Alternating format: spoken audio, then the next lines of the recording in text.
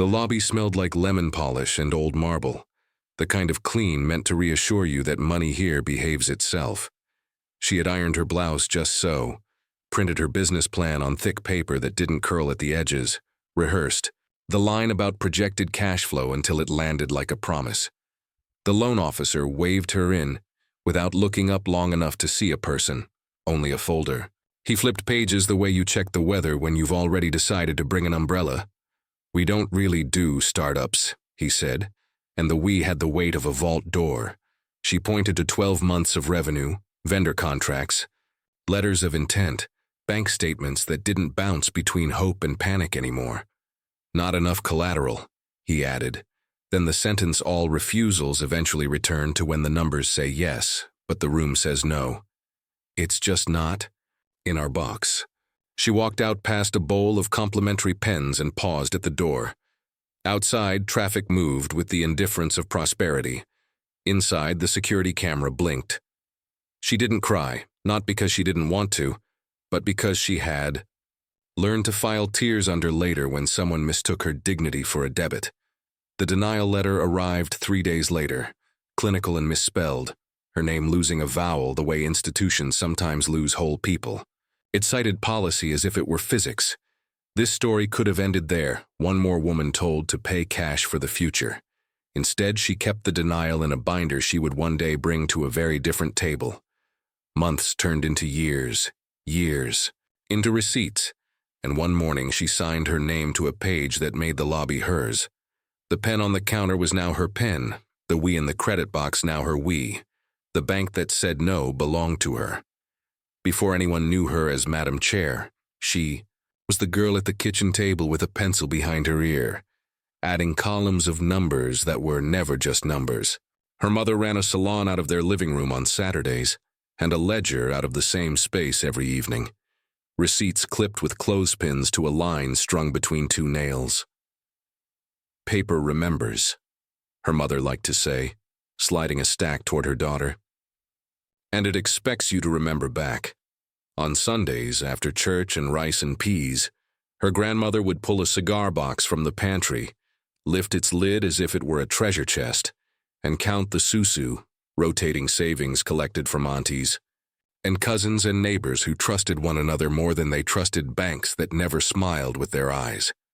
She grew up learning how money moves, not as a ghost that haunts or a god that dictates, but as water you can channel with enough patience and a correct ditch. In high school, she sold bracelets at a card table outside a grocery store, found out customers remembered your name when you remembered theirs, and learned to bring change in fives because people are less likely to walk away when you make their decision easy. In college, she cleaned offices on nights and weekends, carrying a backpack with a textbook and a bottle of glass cleaner, and started a tiny catering operation in a dorm kitchen, teaching herself to cost recipes the way other students taught themselves to calculate derivatives. The neighborhood taught additional lessons. Red lines on old maps translated into new lines at counters, which stores would watch you closely and say, "Can I help you?" in a tone that meant leave, which insurance agents quoted a rate as if they were measuring your worth on a scale beneath the desk, which landlords always raised rent after a repair. But there were lines that supported too. A teacher who kept a pot of tea and a drawer of granola bars for students who read late. A pastor who turned his office into a free tax prep clinic in March. An accountant, 2 bus rides away, who charged sliding scale and explained every line as if it were a parable. She was a meticulous student of both markets and moods. She read loan agreements for fun, not because the sentences were beautiful, but because they were blueprints for who would be allowed to build what. She interned at a community development nonprofit, learned acronyms like CRA and SBA and ECOA, and began to understand that policy isn't just something passed on a hill in a city you visit on field trips. It's how a teller decides whether to slide you an application or a pamphlet about budgeting. She watched friends with thinner files and thicker favors get lines of credit on handshakes, watched others with thicker files and thinner access get bounced between departments like pinballs. By the time she launched her business, a specialty foods company that turned family recipes into shelf-stable gold, She had stacked enough skill and grit to make the spreadsheet sing. She sold at pop-ups and corner boutiques, scaled to local grocers, hired 2 part-time employees, and negotiated better terms with a co-packer by delivering exact forecasts. The only thing she couldn't bootstrap was space. A small manufacturing kitchen opened up 3 blocks from her house, a concrete box with good bones and bad lighting, and the owner was willing to sell. She needed a loan not for a dream, but for a deed. It seemed reasonable. Revenue in hand, customers in place, margins improving, debt low, business plan honest. Her mother ironed her blouse. Her grandmother pressed a dollar bill into her palm. For luck, the way people do when they know luck should be called leverage, but they refuse to stop believing in miracles. She believed in both. The bank branch was 3 blocks from the kitchen she wanted to buy and a world away in weather. The manager's office had a rubber plant that survived neglect, and a poster about dreams with a mountain sunrise printed in a palette no sunrise ever chose. The loan officer arrived 10 minutes late with a coffee cup large enough to hide behind. "Let's see what you've got," he said, voice all business without the courtesy. She slid a binder across. P&L, cash flow, sales trajectory, vendor, contracts, signed LOIs from 2 additional stores pending capacity, a letter from her co-packer attesting to on-time payments and minimal returns, 12 months of bank statements with balances that had stopped behaving like a panic attack and started resembling a pulse. He skimmed. "What do you have for collateral?" he asked, pen tapping a rhythm that made her eye twitch. She explained. The kitchen purchase would itself be collateral, pointed to the appraised value, showed her own cash contribution, and a small note from a community lender willing to take a subordinate position. "And personal collateral?" he pressed, eyes drifting to a corner of the ceiling as if it might produce diamonds. "I rent," she said. "No house, a car worth less than your tie." He didn't laugh. "We like to see real estate," he said, speaking as if "we" were a law passed during creation. "Also, you're a sole proprietor," he added, misreading the front page where she had printed LLC in capital letters. She pointed. He nodded without apology. "Right," he said. "But still, early days." "Early days with receipts?" she replied, letting a little heat into her voice because warmth had not produced respect. She walked him through unit economics, conversion to a lower-cost label printer that had shaved pennies off per unit packaging, relationship with the grocer whose regional buyer had asked her last month, "Can you do 30% more by June?" He nodded and said, "We don't really do startups." She paused, then smiled in a way her grandmother would have been, proud of, gentle and unflinching. "I'm not," she said, "I'm scaling." He gave her a pamphlet about a business credit card with a limit lower than her monthly ingredient spend. "Come back after 2 years of audited financials," he said, without a blink at the absurdity of paying for audits on margins like hers. "And a personal guarantee," he added, as if pledging her future to a man who couldn't read the first page correctly should feel like partnership. "And a spouse's signature," he layered, because sometimes the pile needs one last item. To make the insult visible to the naked eye, she stared at the line between them and saw not a desk, but a drawbridge raised at noon to make a point. It wasn't the first no. 2 other banks had smiled without teeth. One recommended an SBA product, but refused to be the lender of record, because it would clog the pipeline, as if her loan were grease. Another suggested she apply for a microloan of an amount that would buy her a refrigerator, and not the roof above it. She kept notes in a binder that grew from slim to heavy, each tab labeled with a bank's name, and the names of the people inside it who said "we" without ever saying her name correctly. She considered rage. She considered the fluorescent calm of resignation. She chose a third thing, a kind of disciplined stubbornness that had gotten her this far. She filed a written request for reconsideration, citing the specifics of her cash flows, attaching updated sales since the meeting. 2 more purchase orders. She asked the bank to document its credit box in writing, line by line, because if policy was a wall, she could at least name its bricks. She asked the bank to perform a second look. She had read somewhere in a dull PDF that second looks reduce, bias that masquerades as judgment. The bank replied with a letter that could have been written in 1956 or 1986 or last Tuesday. After further review, our decision stands. She went home and sat with her grandmother's cigar box. It had long been converted to a container for paper clips and rubber bands, and now, her denial letters, thin tombstones for opportunities someone else might have been allowed to bury as youthful mistakes. She held one denial up to the light, as if it might reveal a watermark. She cried finally, the last 15 years making small rivers down a face that had learned to negotiate without blinking. Then she wiped her eyes, breathed like her pastor taught the choir on Sundays before the high notes, and made a list. It started with, what can I build that they can't deny? And who do I need to be for we to include me? Building, without permission, is both art and accounting. She called a woman she had met at a church breakfast who ran a community loan fund out of a spare office over a bakery. The fund wrote checks with zeros that didn't scare underwriters and did it anyway because they believed in the math of proximity.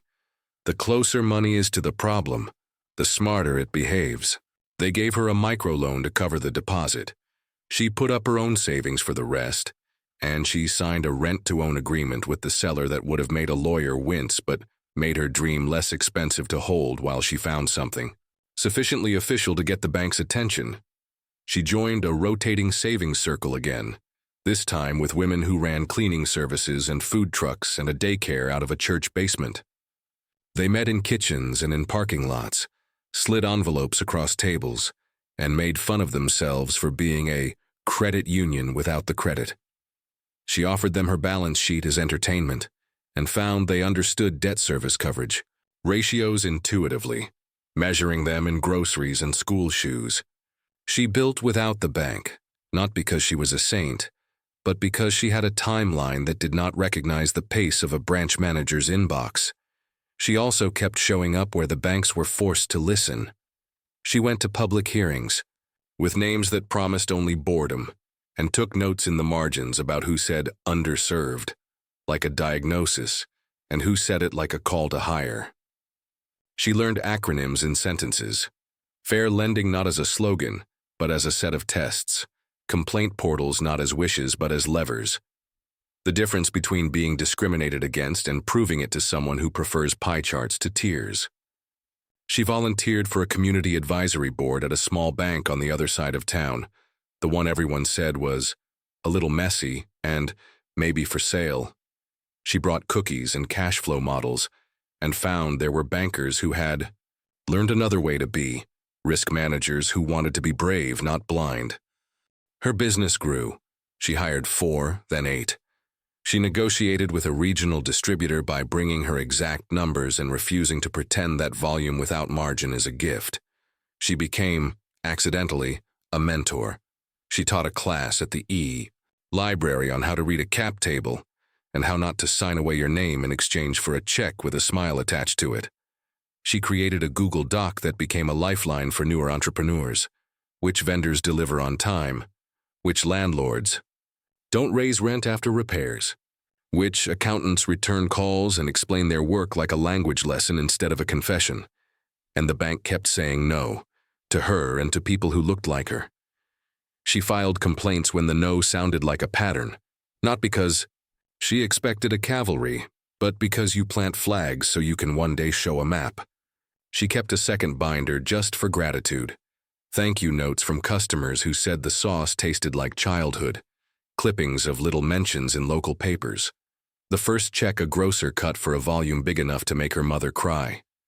She sat at her kitchen table one night with both binders open and noticed something that, once seen, would not unsee. The yes binder was as heavy as the no. The weight wanted to be a lever. She decided to give it a fulcrum. The messy little bank's troubles became public enough to attract people who smell opportunity. It wasn't the kind of bank that shows up in glossy magazines. It was the kind that kept a caravan of car loans and $10 accounts breathing. Regulators nudged, investors sniffed. A private equity firm called a turnaround reached out with a voice like polished oak and asked, "Are you interested in participating on a community panel?" She replied, "I'm interested in participating as an owner." The silence on the line had the precise length of surprise. She did not pretend expertise. She found it. She hired a consultant who had shepherded other ownership transitions, a woman with a calendar like a sword and a Rolodex like a choir. She recruited a retired banker who had left a big institution because he was tired of saying no to people the bank had no intention of saying yes to, no matter how the numbers sang. She enrolled in a course with a title that sounded like a sedative, Bank Director's Training, and chewed through modules on governance and ALCO and BSA and liquidity. Like a person preparing to steward a living thing, she formed a holding company with a name that sounded like an invitation instead of a hedge, and asked people in her susu to consider something that once would have sounded delusional, buying a stake in the place that had trained them to keep. Money under mattresses. She raised around the hardest money she'd ever asked for, because the pitch wasn't a sauce you could taste, it was an institution stained by old habits. She sat in living rooms and laid out on coffee tables what would change and what would not. "We are not building a charity," she said, gentler than the word deserves. "We are building a bank that makes sense. Sense includes profit and people." It worked slowly, like yeast. Money rose. The former bank chair laughed, then stopped laughing, then asked to meet. The regulators began to treat her emails like they were easier to answer than to ignore. The departing investors realized community wasn't just optics. It was capital with a spine. Closing day felt nothing like a movie and exactly like the inside of a miracle. There were no toasts at noon and no confetti. There were wires sent, and signatures initialed, and a conference room that smelled vaguely of toner and relief. She wore the blouse she had ironed the day she was told, "Not in our box," not out of spite, but as a blessing. Papers slid across the table and back. Ink dried, hands shook. A regulator made a joke about how they love it when a plan comes together because they live on a diet of things falling apart. She breathed like she had taught herself to breathe on nights when payroll and invoices danced too close to one another. She walked afterward, into the lobby that had told her no, and stood for a long moment within the lemon scent and the echo of other people's shoes. The teller who had once offered her a brochure about budgeting recognized her and smiled with her whole face, which is a skill that should be paid more. The rubber plant in the manager's office looked less like a prop and more like a plant. Someone had been watering it. The manager, a new one, offered his hand in a sentence she had decided would be the first measure of culture. "What do you need from me?" She said, "Your best work and your unlearning." They gathered staff in the community room downstairs, the one with folding chairs and a monitor that never calibrated right. She stood at the front with the board she had built, the retired banker who still loved his spreadsheets more than sabbaticals, a teacher who had balanced a budget that would have embarrassed a senator, a pastor who knew how to raise money and spirits in the same hour, an IT lead who had left a fintech with stock options because she wanted to design a core upgrade that would make a grandmother's deposit as safe as a hedge fund's. She told a true story without names about a loan request and a door that stayed shut. She told them the policy changes would be boring and beautiful. "We're going to write down what we means," she said. "We're going to change what gets rewarded. We're going to second look everything that in the old days would have been coded as just a feeling. We're going to use small loans to make big customers out of people the old way would have ignored until press day." The teller with the whole face smile nodded and wrote something in a small notebook that she would later discover was full of quotes, the way other people collect pressed flowers. She changed the credit box, not to reckless, but to real. SBA. Lending became more than a flyer. It became a practice. They trained staff to love paperwork without punishing people with it. They built a first drawer program, small dollar secured loans that taught score and trust in the same breath, priced not with shame but with math. They unbundled fees like someone untangling necklaces, asking of each, "Does this prevent risk or exploit habit?" They abolished the overdraft that ate paychecks, They created a second-look committee with authority and no patience for euphemism, staffed by people who liked numbers and people in equal measure. She opened the vault and took out a thing more precious than cash, the thick binder of "We've always done it this way." She put it in a cabinet labeled Archive and began a new set of binders named for what they would do: grow, teach, repair, protect. She sat with the risk officer and redesigned appetite statements, replacing phrases that pretended the future was weather with sentences that admitted the future was a set of choices. She wrote character on a whiteboard and asked the room to define it in ways that didn't leave someone at a counter holding a pamphlet about budgeting. Banks do not change a city overnight. They change mornings. The first person who noticed was a woman in a postal uniform who had sworn off banks after a fee took her rent. She got a call from a human, not a robocaller, asking if she wanted to come in and talk about a path from a prepaid card to an account with a small cushion and no gotchas. The second was a man with a food truck who had been borrowing from an uncle at terms that looked like love until you did the math. He got a line of credit that respected both his margins and the fact that rain ruins Thursdays. The third was a landlord who had become a cartoon villain in certain stories and a hero in others. The bank gave him a construction loan with teeth, a draw schedule tied to inspections and caps on increases, paired with a clause that rewarded him for offering below-market rent to seniors and teachers. He signed without flinching because the math worked and the goodwill might buy him something no interest rate could. The numbers followed the life. Delinquencies did not spike because small loans were sized to what people could really carry, not what a salesperson needed to hit in Q3. Deposits grew because people prefer to sit where they are respected. The branch lobby got louder in a good year. Children discovered lollipops hidden in a fishbowl like a secret garden. Someone added plants that no longer had to survive on hope. The HR inbox filled with applications from tellers and lenders who wanted to work at a place where a denial required a paragraph, not a stamp. The regulator stopped looking at them like a problem and started quoting them in conference panels in sentences the panelists will pretend they thought of themselves. She read every complaint that reached her desk. She asked for the long version, not the summary. She trained herself to hear tone without mistaking it for threat. She gave a day a month to sit, unannounced, in a back office and answer the phone.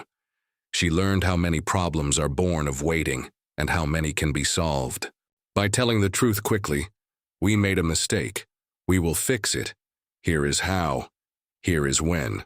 She put in writing a policy that said every customer gets a copy of their denial with the exact reasons attached in human language, not code, and a path for reconsideration that did not depend on knowing the manager's cousin. She made the bank publish quarterly the story of who got money and who didn't, and what they were doing to make the story better. It looked risky. It turned out to be a traction. They didn't win every fight. A developer came with a shiny PDF and a proposal that would have made the quarterly report blush. They said no, because the community would have paid in ways the spreadsheet couldn't. A beloved small business missed the third covenant and had to refinance elsewhere. She took the owner to coffee and told the truth about why, then went to the second look committee and tightened the rules so the next version of that business would have what this one didn't. A teller made a mistake that cost someone time and tears.